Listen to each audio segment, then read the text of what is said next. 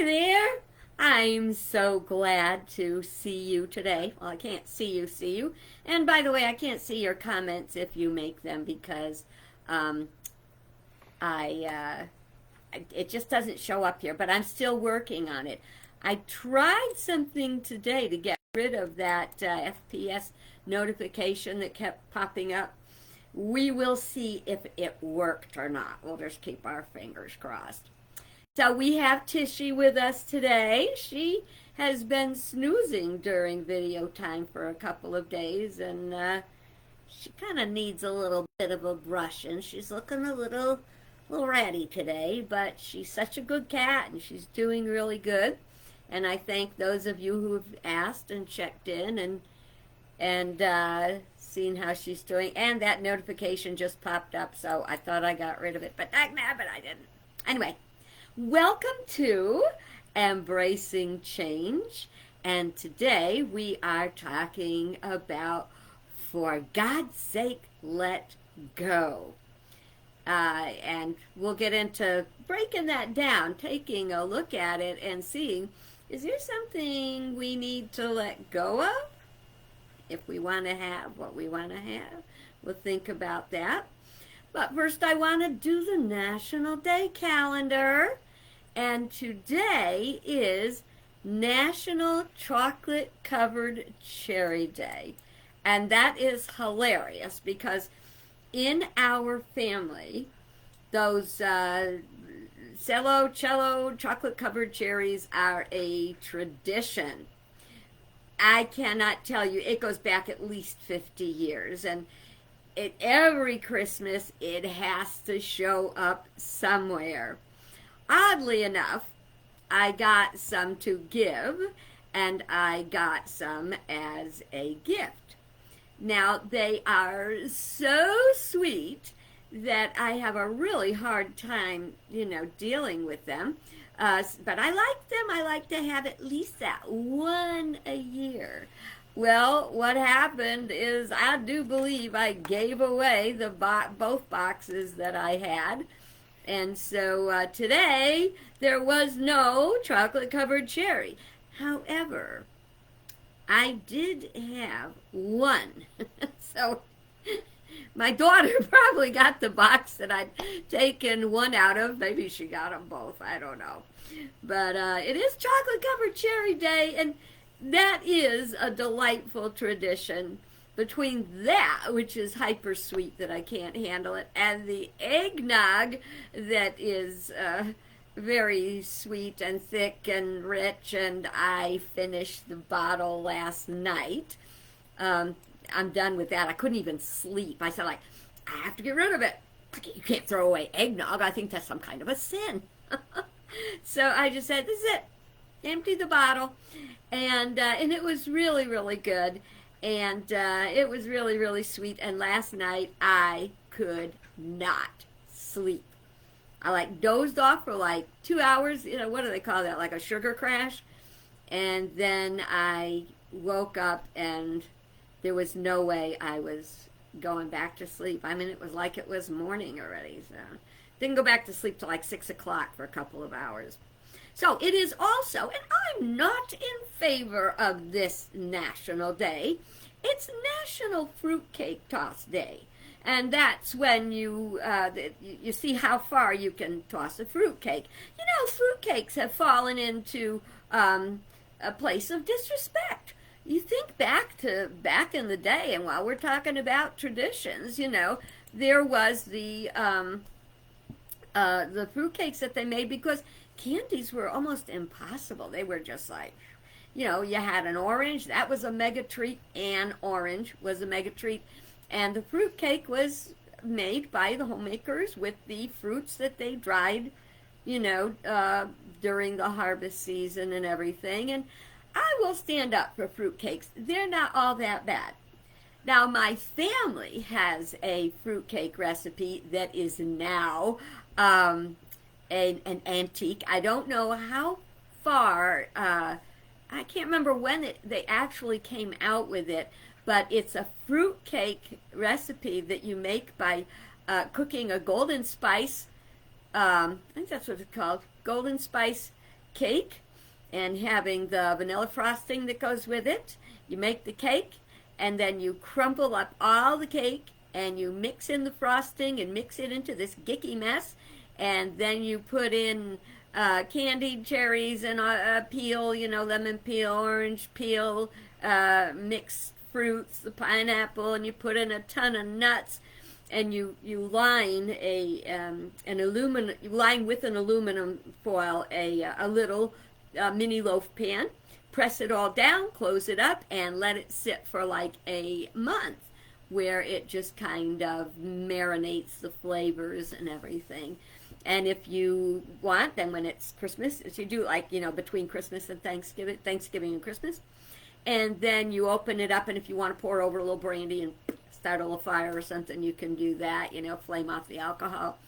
And my mom made it for years, and then it wasn't made for many years as my mom moved to Texas, and nobody was doing that anymore. And so my sister decided to go ahead and find the recipe and make it again. And she did for a few years. And I don't know, maybe another few years from now, my sister doesn't get back the urge to make the fruitcake. Maybe one of her kids will. And, my mom used to make huge batches of it and give them to all her friends and everything. But I think even a small batch for the close people, it would be a darn shame to think that somebody would take all that love and work and toss it. That doesn't bode well with me. So I am all for respecting the fruitcake. It is also drinking straw day, and the original drinking straw patent was made in 1888, and that was for a paper straw. Now, if you think that was the beginning of straws, oh, no, no, no, no. You have to go back to 3000 BC. And they found in some Sumerian tombs like drinking straws that were made out of metal. And what they would do is they would use the straws to drink beer without getting the sediment that is in the bottom of it. I thought that was pretty interesting. So straws are really nothing new to us. And then you get the bad side, the plastic straws, the things that are destroying our environment. And there's one other thing, particularly for the ladies, because men can grow a mustache and it doesn't matter. Women grow a mustache, it really matters. Anyway, a lot of skin specialists say it is not a good idea to drink from a straw, because when you do, your mouth goes and it reinforces all the wrinkles around our lips. Well, think about that. Maybe you'll... Okay, we'll respect good straws as well. Okay, I'll go with that. And it's another special day that I really wanted to kind of focus on today. It's TGIM Day. Thank God it's Monday Day. And its primary celebration is of a new start. Monday is like the start of a week. And this is specifically, the holiday is specifically for the Monday after New Year's. And it's like a real fresh start. And we want to talk about being able to make a fresh start by embracing change. And, some people have to be, they say you have to be dragged kicking and screaming to your highest good, because to grow does require change. And we are, as I said yesterday, we are change resistant. So while the National Day is for this particular Monday, it also suggests you make every Monday special, that you want to start on a Monday to kind of like, okay, this is the beginning. Perfect day to start a diet. Now, let's not say diet. You know what? All that resolution stuff and diet stuff and like that. Now, I invite you to take a look at it and look at it differently. Change your thinking. Look at it more like, what do I want? Remember the thing, wonderful, wonderful, fortunate you. This is the year your dreams come true. Yeah. So what if we look at, I'm celebrating a healthy body. I'm celebrating eating well. I'm celebrating better relationships, happier relationships, maybe letting go of some relationships that are not helpful or meaningful or healthy in our lives. There are so many ways that we can and need to let go if we really want to be happy, if we really want to make changes in our lives. And one of those things is error thought. Because after many, many years of embracing, because we're using the term embrace this year, if the term embracing negative thought means we're holding on to it. And what we want to do is we want to release it. And those are things like the concept that I can't. How many times do we say I can't? And is that really true? Or is it a false belief you're holding? Sometimes, and I think usually, we are capable of so much. Sometimes we won't let go because of fear. We're afraid. What if I lose? Sometimes it's good not to let go of everything. Not everything needs to be let go of. Some things can be transformed. So, letting go has two sides. It has a positive side, and then there's sometimes when it's a negative side. Now, those of you who have been with me on my journey, our video relationship, our video knowing each other, you know that I've let go of a lot of things, and not everything willingly, and I have grown a lot in the process. And most of you of recent days know I am a moderate minimalist, and I'm working to even get more minimalist. Not to have things that weigh us down, that you have to dust, that you have to clean, that you have to walk. Not her. I love her. And I will not let go of. One day, if we ever part ways, it won't be by choice, right? Because we're together forever. So whichever one of us goes first, the other one's going to come and visit and everything, I'm sure.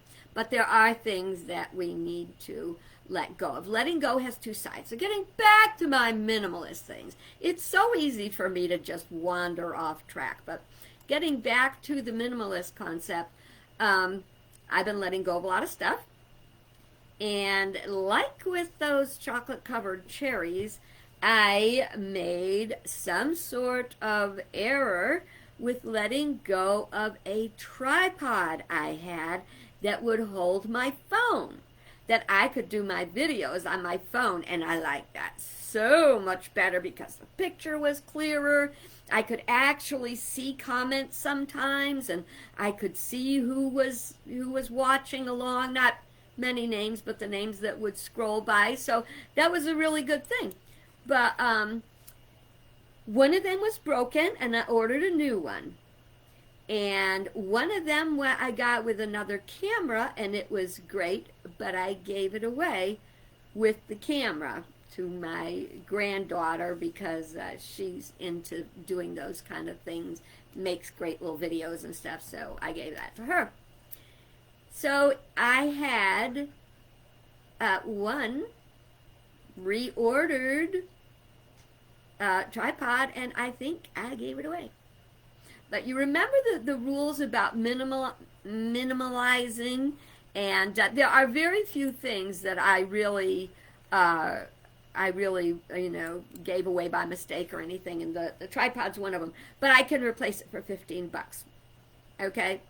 $20 in 20 minutes. I can do that. I can just go pop onto Amazon and order it. And when I use my phone, it doesn't get those nasty messages popping up that I have to change my FPS setting, which I thought I did today, but I did not. It didn't work. So, yeah, there are times when we might let go in error, but we have to remember that God is our source. So even if we have to let go of something, it will come back, especially if we practice the law of circulation. And the law of circulation requires letting go. The laws of prosperity require letting go. There is a scripture reading where it says the seed, in order to live, must die. The seed is full of potential, but until it gets planted in, Lord willing, good nourishing soil, I think that's another whole thing we can look at, until it gets planted and then it gets subjected to water, and water also represents a spiritual flow, then it can break through the case, the shell, and send up a shoot and have new life where it will be very, very productive. So if we held on to our seeds forever and did not plant them, then we cannot have anything be produced. We cannot produce anything. That's another reason why you gotta let go. So there's two sides of letting go. Let go of things. Sometimes we have to hold on to it for a bit and make sure we're not going to use it. And but don't hang on to stuff just because. Yes, and Tishy is making her presence known. Okay. Sometimes what we have to let go is our sense of limitation. That I can't do that. And we think about the seed again, and the seed did not by its own will, I don't think, break through the shell. It was the presence of the water that softened the shell. It goes to show our oneness, how we're all, we all work together for a manifestation of the highest good. So I think that's a pretty interesting thing to think about. I'd like to mention very briefly what we do with our money. Some people like to play the stock market, and they watch the stock market and make sure that, their money is growing, and then there's a down, and it blows up. Oh, I'm sorry, baby. I hit her in the chin. I didn't mean to. And but I wanted to tell you there's a different angle to investing. Just like we water a plant because we want it to grow, we water or we feed what we want to grow. And I got news for you. It's not our money. It's what we want to live, what we want to experience. Where we put our money is, I always say, we vote with our dollars.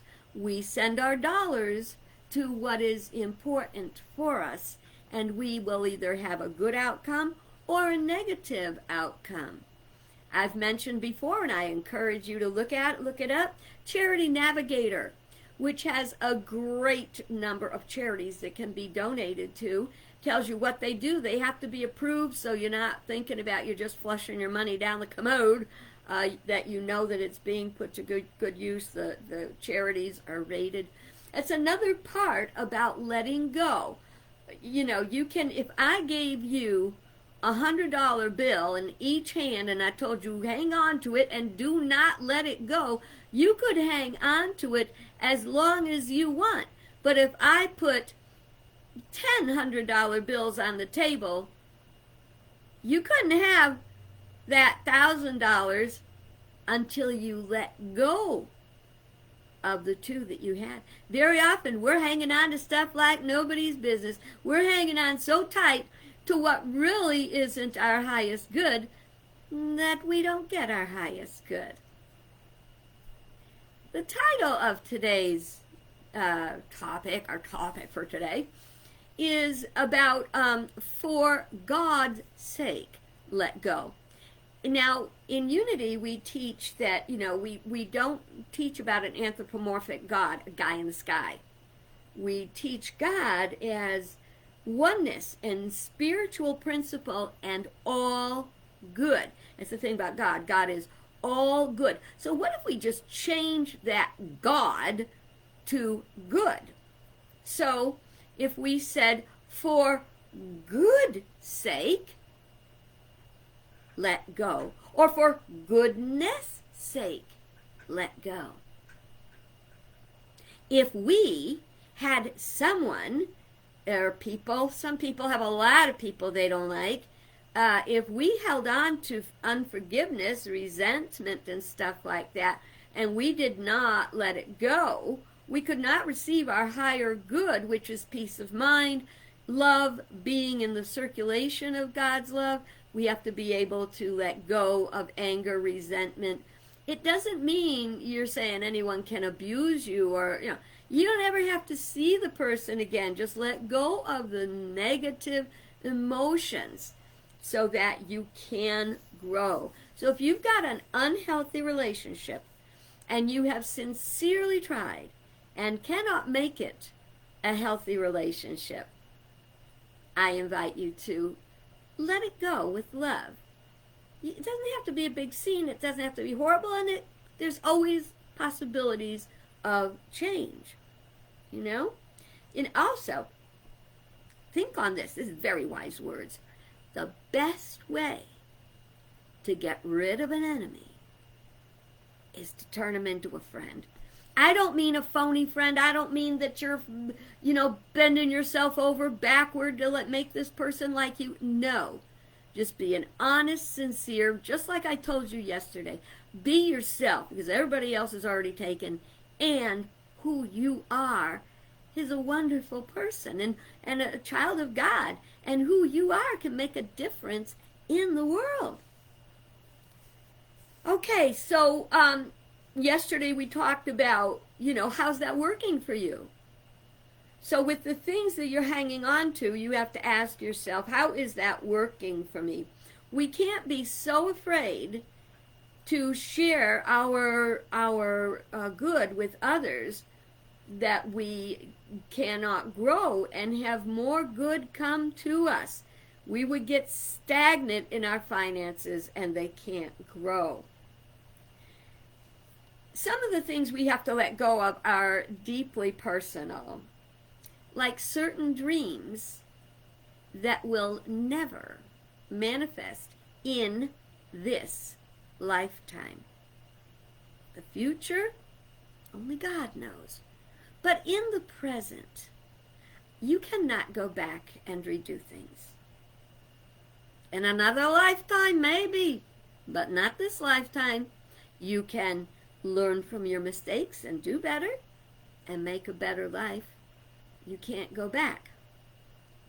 I cannot go back and undo some of the mistakes I made, but I can learn from them and work toward developing them. Now, there's other things we can't do because of perceived, underscore that, perceived limitations. That, for example, if my little 4'10" stature decided that I really, in order to be happy in life, I just had to be a Harlem Globetrotter. Well, I don't fit their requirements at all. Not in any, no way, aside from I'm a breathing human being. However, I could go to Park and Rec and see if they've got a senior basketball team. I could create one. You see, there's always possibilities when we become possibility thinkers. So we want to know, do I need to let go of this particular dream? I have to let go of the concept that I will get married, have children, and live happily ever after. I did get married. I do have wonderful children, but that marriage was not a happily ever after. Why? Because I got married on my error thinking, not on spiritual, grounded, intelligent thinking. And that's not putting blame anywhere. It's not putting blame anywhere. It's saying it wasn't a good match. And if we're learning, living and learning, we make better choices. But I'm surely not even interested in having any more kids. I'll tell you that right now. You know what? We'll leave that to Abraham and all those people that had babies after their, time of life to have babies. We have to let go of pain and regret, of things that didn't go the way they wanted to, because if we don't let go of them, we cannot have our good. When we let go of what isn't working, we make room for what will work. And then this is especially meaningful at the holidays. We have to let go of our losses. We have to, and well, I guess the marriage thing is a loss, but I'm speaking now of the people in our lives that we have loved and lost, especially if they were too young, especially if their lives ended before we patched up any. Okay, quiet, Miss Tishy, quiet. Before we could, patch up, rebuild bridges, and we sometimes think that there's a bad thing about letting go, but it's not it's not who you let go of, what you let go of, it's how you let go of it and the intention behind it. So I have this that I wanted to read, hoping that you will think about some of the letting go you've done in your life, and it's called, of course, letting go. To let go does not mean to stop caring. It means I can't do it for someone else. To let go is not to cut myself off. It's the realization I can't control another. To let go is not to enable, but to allow learning from natural consequences. To let go is to admit powerlessness, which means the outcome is not in my hands. Yes, we are powerful spiritual beings, and yet we are not the know-all and all. To let go is not to try to change or blame others. It is to make the most of myself. To let go is not to care for, but to care about. To let go is not to fix, but to be supportive. To let go is not to judge, but to allow another to be a human being. To let go is not to be in the middle of arranging all of our outcomes, but to allow others to affect their own destinies.